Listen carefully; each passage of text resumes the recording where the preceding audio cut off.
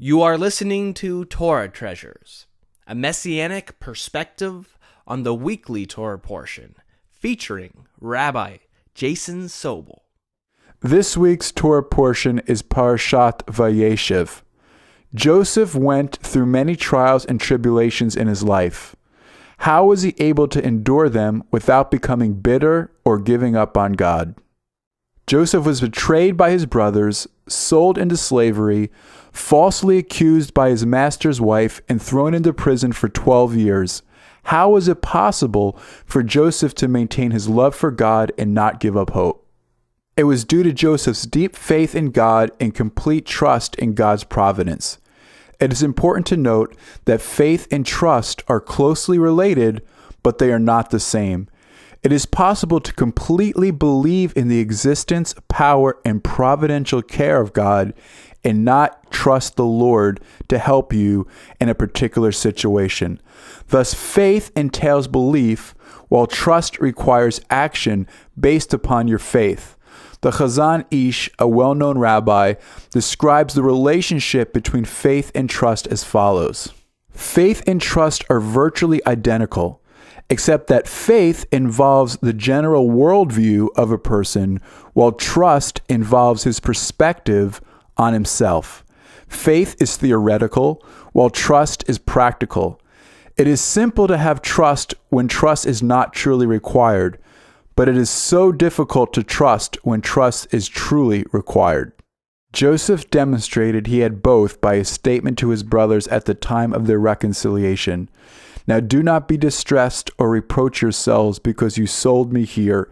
It was to save life that God sent me ahead of you. Genesis 45:5.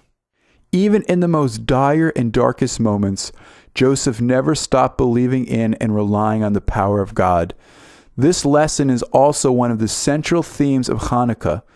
It was the same trust in the power of God that led the Maccabees to fight against all odds and to kindle the menorah, even though there was only enough oil for one night. Parashat Vayyeshev, along with the story of Hanukkah, reminds us to never give up hope, for nothing is impossible when we believe and trust in the power of God and His promises. Throughout the generations, many other wicked tyrants like Antiochus in the days of the Maccabees have risen up to destroy our people, but they also were unable to extinguish our light. Today, the lighting of the Hanukkah bears witness to this fact.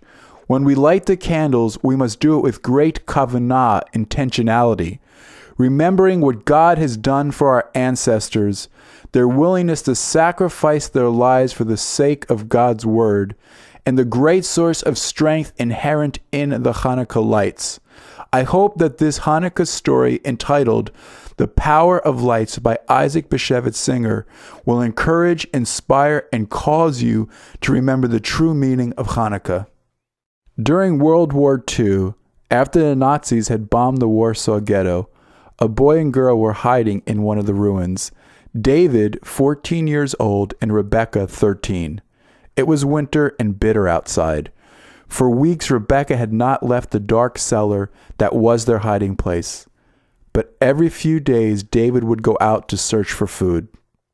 On the coldest day, Rebecca sat on the ground wrapped in all the garments she possessed. Still, she could not get warm. David had left many hours before, and Rebecca listened in the darkness for the sound of his return. Suddenly she heard heavy breathing and the sound of a bundle being dropped. David made his way home. Rebecca could not help but cry out, "David!" In the darkness they embraced, and David said, "Rebecca, I have found a treasure of food, and I have a surprise for you. Rebecca, tonight is the first night of Hanukkah, and I found a candle and some matches. I am going to bless the Hanukkah candle." David pronounced the brachot, the benedictions over the Hanukkah candles, and Rebecca said, "Amen." They had both lost their families and had good reasons to be angry with God for sending them so many afflictions, but the light of the candle brought peace, shalom, to their souls. That glimmer of light, surrounded by so many shadows, seemed to say without words, Evil has not yet taken complete dominion. A spark of hope is still left. Trust the Lord your God. For some time, David and Rebekah had thought about escaping Warsaw. But how? Each step was so dangerous. Rebekah kept delaying their departure. Somewhere in the forest there were young men and women called partisans who fought the Nazi invaders. David wanted to reach them. Now, by the light of the Hanukkah candles, Rebekah suddenly felt renewed courage. She said, "David, let's leave." It was more than risky, but in his wanderings, David had found an opening to a sewer which might lead to the other side. David told her that their chances of remaining alive were slim, but Rebekah agreed to take the risk. To remain in the cellar for the winter would mean certain death. When the Hanukkah light began to sputter and flicker before going out, David and Rebekah gathered their few belongings. Many miracles happened that Hanukkah night. Even though the partisans were not very far from Warsaw, it took David and Rebekah a week to reach them. They walked all night and hid during the days, sometimes in the granaries and sometimes in barns. In one village, they encountered a Jewish partisan from the Haganah, an organization that sent men from Israel to rescue Jewish refugees.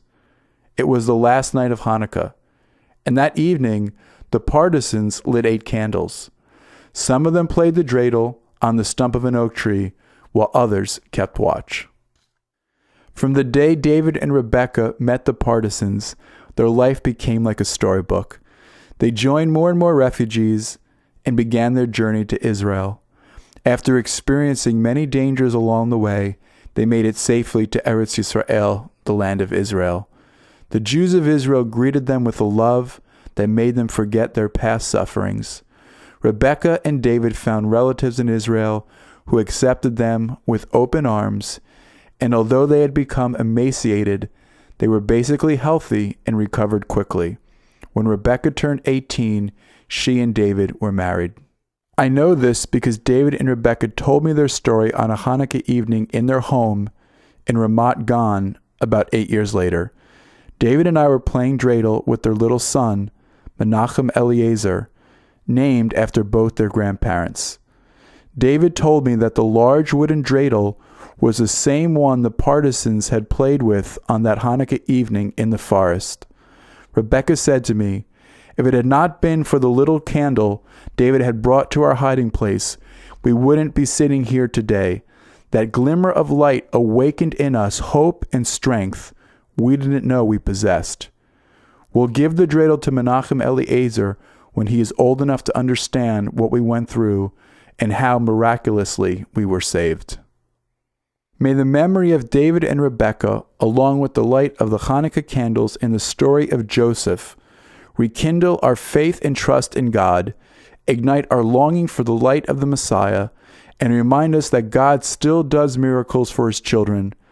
As you light your menorah this year, meditate on these things and share this beautiful story with family and friends.